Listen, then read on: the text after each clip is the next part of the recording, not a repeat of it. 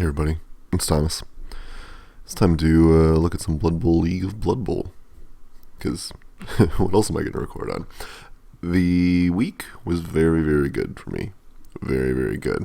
Got both blitzers up to level 2 thanks to some passing and some touchdowning, I want to say. Yeah, there we go. Touchdown, pass, casualty. DeMalt. Glorious DeMalt. Anyway, I picked up Dodge because why not get Blodge if you can as soon as possible. And also, Dodge in general improves the mobility of blitzers, and I really need them to be incredibly mobile right now. So that's why I got that. The reason I didn't get Dodge on Amber the World here is because she got plus agility. And frankly, if there's anything better than a 5 agility blitzer, I don't know what it is. I mean, there's just so many things I can do with this now. I can get leap, I can get strip ball, I can get dodge and have this piece be really annoying. There's a lot of things that 5 agility opens up for me. Not the least of which is receiving while marked, dodging through things while marked. It's very, very good. Picked up a fan factor as well. Also, got a couple pieces here that are still pretty close to leveling up here. We've got 1, 2, 3, 4 pieces with an MVP of leveling up, which is good. Goal for next game is to get at least 1 SPP on the remaining linemen, and then hopefully get a level 2 lineman or so. If I can get 2 more level ups on linemen, I'll probably buy a catcher. Might wait a little bit though. I definitely need a little more oomph out of my linemen at this point. But again, it should be possible. Should we get a level up here? Depending where MVP goes, we should be able to get another level up. So, fingers crossed, but feeling pretty good there. Let's go over to the game. You can watch it up here if you haven't already. Pretty good week for me. Rolled 60k and pretty much just beat Jessup up. The first half was a little more contentious. Definitely was able to fight me more, but eventually I was able to break out, get the ball out, and score. I was able to stop him from doing the same to me. And yeah, it just worked out better for me. Casualties that start to mount up. I would say the tree taking root and then kind of being ignorable for the last quarter of the game was definitely helpful for me. Just, in general, 8 armor value helped me out a lot. I mentioned this in the game, but I don't remember specific roles that would have changed had he had 8 armor value and I had 7 armor value, but I think it would definitely been impactful a couple times. Either way, 3 casualties, 2 passes, 2 touchdowns. MVP is an absurd amount of SPP. Looking at 12, 17, 19 SPP. That's pretty good. Jessup walks away with 8, which is not great. He needs more stuff than that, but sometimes you can only get what you can get. 3 KOs from him. I rolled some more 1s on dodges. He rolled some 1s on pickups and all that fun stuff. So overall, just a better week for me. My dice were a little bit better. I positioned a little bit better. And Elf Ball. God, I love me some Elf Ball. Let's take a look over to Jessup's side of the table. I'm a little tired this morning. So Jessup walks away with 1 level up here on his lineman. A miss next game on Blaggle here. This was a skull, and the stupid apothecary changed it. Gut kick here, which is definitely good. All elf teams really benefit from... My cat's trying to eat my microphone. Go away. All elf teams really benefit from getting kick, because you're agile enough to pick up a ball with pretty much anybody. Wood Elfin especially, though, can definitely abuse a good kick. More so if you had a War Dancer, but these linemen are really fast still. So definitely a lot of opportunities. Let's look at his matchup. Yeah, another 40k, so not a lot going for him. This goes back to what I was mentioning in the season preview, though. We're a long way off from a War Dancer. Another 80k is required to get a War Dancer, which should be his first purchase after this Apothecary was picked up. You could get that next week, but more realistically, it's 2 weeks out. So, week 3, week 4. So week 5 is the first time we'll see an appearance of a War Dancer. That means that the earliest we'll see a Strip Ball War Dancer week 6. But by that point, people should have either sure hands or more answers to deal with said War Dancer. And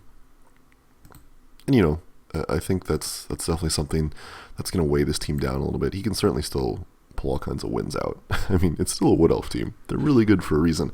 But the tree definitely needs to be more cooperative. The tree has been taking root pretty consistently and then being pretty ignorable. So definitely something that hasn't gone in Jessup's favor at this point.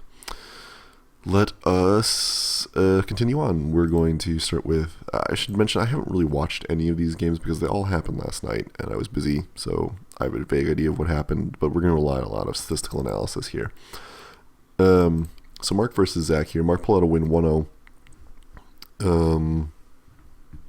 Yeah, I mean, from what I could see, Zach was getting more hits off, and that's reflected here in the stats, but my guess here is just that Mark was able to outwily him with the superior speed of the werewolves, and, Block had a good time and just wasn't able to really start on the other side. So if we take a look here, looks like Mark was not able to get hits off. It's probably with some removal here. 5 people removed total will definitely impact your ability to hit things, especially when 3 of them are casualties. What with, only having regeneration. I mean, regeneration's really good, don't get me wrong, but it can definitely slow you down. Yeah, I mean, pretty good week for Zach, honestly. 11 SPP total. Mark walking away with 9. So it's one of those things where actually losing isn't that bad for Zach beyond winnings dice, simply because he got more SPP out of it. Not a lot more SPP, mind you. I mean, we're talking about 3 more SPP, right? 6, 11 to 9. Did I say 9? Yeah. Okay, so it's 2 more SPP. But still, that's the kind of thing that adds up pretty quickly when you only need to get to 6 to level up here. So take a look at Mark's team. We have a miss next game on the zombie with -1 MA. Now, I don't think this is a fireable offense. You could certainly make the argument that it is, but it doesn't really matter. Zombies are really good at one thing, and that's standing in front of everything. Sometimes giving assists, but mostly just standing in front of things and getting hit. Nothing is impacted by -1 MA. It might limit where he can go, but primarily it means that Old Hickory here is going to spend a lot of time on the line.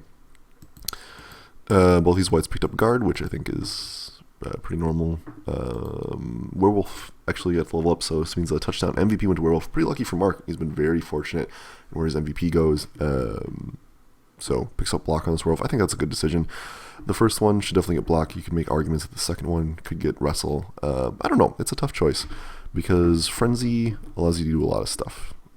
So it may not be worthwhile. Okay. Hi. Cat's being really aggressive about my microphone today. Yeah, so pretty good for Mark. If you can walk away with a level 2 werewolf and 2 level 2 whites, you're having a pretty good time. Flesh Totem's getting no SPP is a bit unfortunate, but sometimes the hit dice aren't with you, and I know one of them got removed relatively early on, so no good there. Up to 2 fan factor as well, so Mark like me is cranking them up. Yeah, let's take a look at Zach's team. Okay, no level ups whatsoever. Winnings of 50. So found about his apothecary, which is good. Definitely something that this team needs as soon as possible. No level ups is a bit unfortunate. That needs to start happening. But 2 casualties on Yeti. Yeti is beating Britta now by a lot here. Good old Squatch. Anything else of note here? MVP went to Berserker, which is definitely good. Starbuck here should definitely be a target for future touchdowns. Any kind of scoring attempt. You might even do kind of a bullshit pass with this piece. Injury on a werewolf too, so it's good. I think this team is doing fine at this point. More level ups would be good, but you can't all have like a 28 SPP start that Mark did last season. So yeah, it's looking fine. The apothecary will definitely help. I think next target, tough to call. I would lean towards getting another reroll just because of how slow SVP growth is. But I could also see picking up runner number 2. Runners add a lot to this team. Would be worth saving for. I guess it kind of depends on how next week goes. If he goes a bunch of level ups and rolls 50, I'd buy another runner. If he doesn't, I'd be safe with another reroll. I don't know, that's my thought. Let's take a look here at this matchup. Nurgle versus humans. Okay, sorry, getting ahead of myself. Looks like a pretty sad week of rolling for Andrew, only rolling 40k. But a very productive week in terms of everything else. 2 casualties, touchdown, MVP. I'm guessing Andrew's able to win the hitting game, and it definitely looks like he was. And Orville failed a lot of dodges here. Only an MVP and a casualty for Orville. It's a bit unfortunate. 7 SVP is not quite what he needs. Andrew, though, walking away with 12, which is pretty good. I will mention as well, Orville's War with the Ground goes on unabated. Because even if all 3 tackles, right, we have 2 casualties, 2 KOs from Andrew. Even if all 3 tackles resulted in an injury, that leaves 1 injury left to a failed GFI or a rock or something like that. I'm pretty sure it was a GFI based on what I heard, but Orville's teams love to fight the ground. I don't know why. So looking at Andrew, walking with 40 is a little unfortunate, but it does give him 80. So he could buy a second Pest Sticker. I would still hold off and get another Nurgle Warrior. This team can probably do everything it needs to do with what it has now. But another Warrior will definitely add a lot and guarantee better chances of that 4th Warrior getting MVP points. So we look at the Pest Sticker, though. Barring doubles, in which case I'd probably get Dodge. I would probably give this piece either block or extra arms. It kind of depends on what he feels like getting. Because he has 3 rerolls, he could definitely get away with not picking up the ball handling skills and instead picking up another hitting skill. That's kind of what I would lean towards getting at this point. Okay. Hi. That's kind of what I lean towards getting anyway. Rodder's getting the SVP is not ideal, but hey, at least the Pest Sticker got the MVP. So 2 touchdowns MVP, very, very nice. Good job, Gary 25. Yeah, I mean, it kind of depends on what he rolls, but I would lean towards getting block. Again, I certainly wouldn't fault him for getting extra arms. You could get sure hands, although I don't necessarily like it on a Mutations team. With the amount of strip ball, though, it might be a good idea anyway. These are choices Andrew's going to have to make. I think block is the safest choice, certainly, but I wouldn't fault him for getting a ball pickup skill, just to save rerolls on hitting things with Nurgle Warriors. Let's take a look at Orville's side of things here. So level up on a thrower. Walks with 60k. Hey, we'll learn how to roll winnings dice, it seems. Where was I going with this? Yeah, so Blitzer out next game is really good for whoever plays next, and then throw leveling up. Mixed bag here. A couple things he could get if you're not going to throw a lot, which with a human team, throwing is not necessarily an ideal proposition, even though this thrower has actually some throwing at all, which is good. Just got a casualty in MVP. So yeah, I mean, you could throw with the thrower and get accurate or something like that.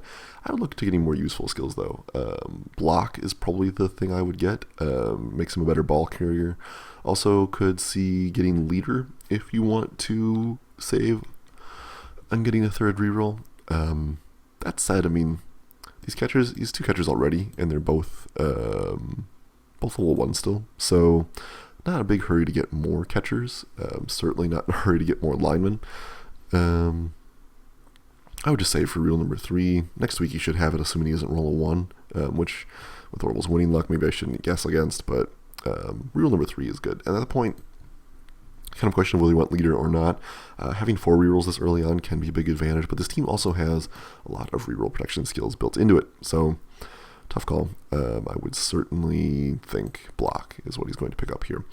Blitzers are still in desperate need of more SPP. They're going to make this team run faster and better. Linemen could, I don't know, lineman level up would definitely be good because then we get some kick and some wrestle. We'll see what he gets, though. Definitely a choice. Ogre not getting SPP is also a little unfortunate. Poor Ogre. Alright, let's take a look at our final matchup of the week, which is between Greyduck and Chris. I know this game is amazing based on the myriad of texts and notes I have about it. I know there is some amazing troll play late in the game, which I'm excited to see when I actually watch the game. But otherwise, I think this is sort of a story of Elf Ball not really working with 7 tackles. We'll see. I'm excited to watch 1-1 tie happen. I do know that She had a loner this week, and the touchdown SPP went to the loner, which is a bit unfortunate. It's not the end of the world because it's still an elf team, but it is a bit annoying. Gritter walks away with 70k for the matchup, so overall not too bad, but still only having 7 SPP instead of 10 SPP. A little unfortunate, but again, it's an elf team. It's not the end of the world if your SPP goes to a loner. Looking at the Chris side here, a pass, which is exciting. Hooray, throwers. And a casualty, so pretty good, all things considered. 11 SPP is definitely a good amount for an Orc team. More is desirable, obviously. If the Black Orcs could be more cooperative, probably be better, but hey, these things happen. So a couple level ups here on Great X side of the pitch. Got a leveled up lineman who got kick, which is definitely what I would do. Got a level on a blitzer who got guard, which is very good. Doubles on an elf team, by the way, almost universally, with the exception being like witch elves probably should get guard.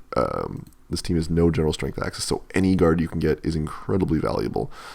Obviously exceptions would be like plus strength, but guard is a really good skill to have. Blitzer with a touchdown here. I think that might happen last week. Either way, pretty good. Kick here definitely open a lot. Like I mentioned, kick is good on any elf team. Guard is definitely really good in general, so hey, awesome times. With the 70k rolled, this team is well on the path to getting a Witch Elf, which is just 40k away, I want to say. That sounds right. I don't remember very well. But yeah, 40k to Witch Elf is really achievable next week, which means Witch Elf for week 4, which is very good.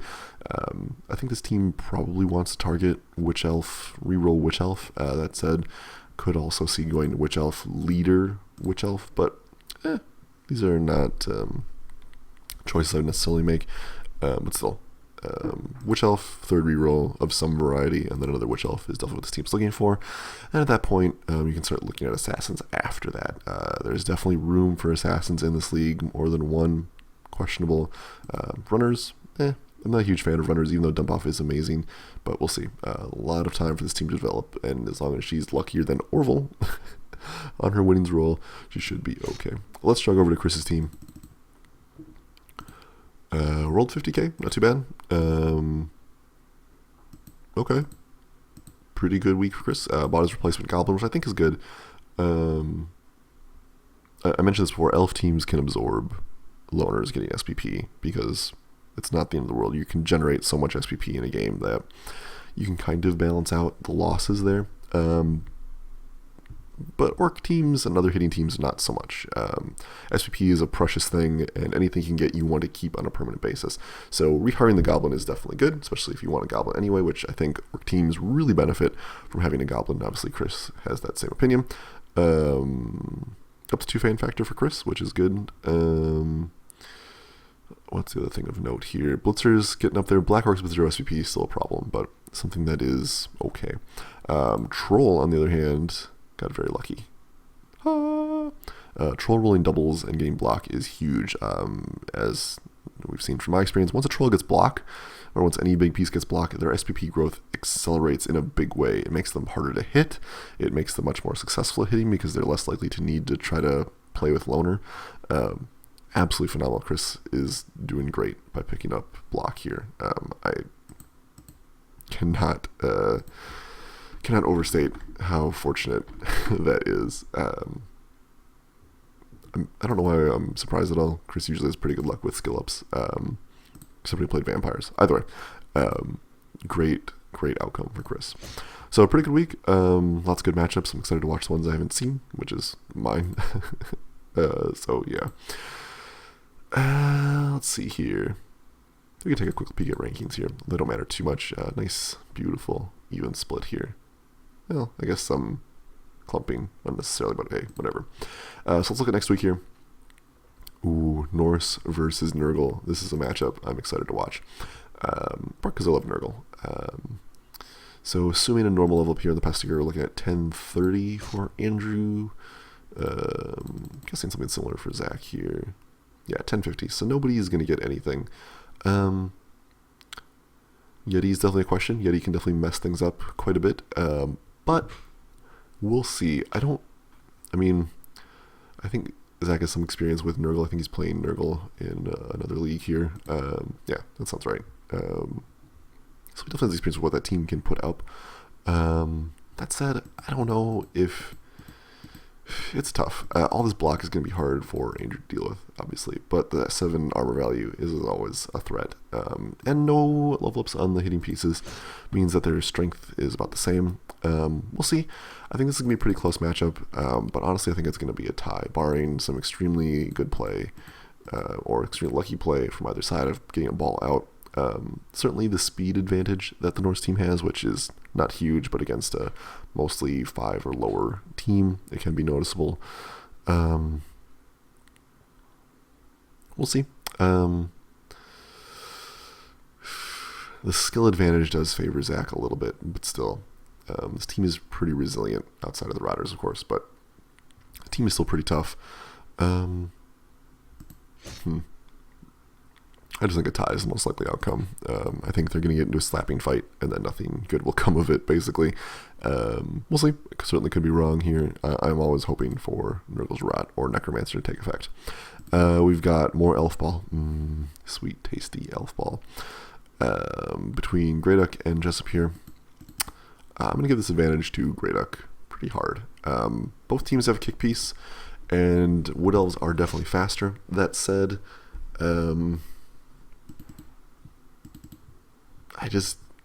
the guard and block advantage is huge. Going up against 0 block is pretty problematic for Jessup. So, yeah, I'm going to give this one to Greyduck. I feel like the tree is outmaneuverable, especially for an elf team. And I think the superior armor value and hitting power of the Dark Elves is definitely going to be a factor here. So I'm going to give that one to Greyduck. Might be a tie too, but I think Greyduck has the advantage this week, especially with getting a guard piece. Then we have Chris versus Mark. This should be a pretty good matchup for Chris, I think. Especially with the troll with block. That's a huge advantage that cannot be overstated.